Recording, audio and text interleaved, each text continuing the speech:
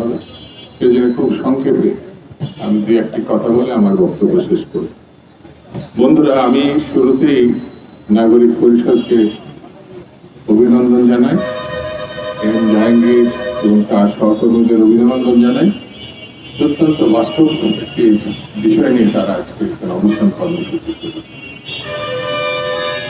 দেশনেত্রী বেগম খালেদা জিয়া, শেখ জিয়া রহমান, জনাব তারেক রহমান গণতন্ত্রের প্রতি, বিএনপি গণতন্ত্রের প্রতি, শেখ মুজিবুর রহমান সাহেব,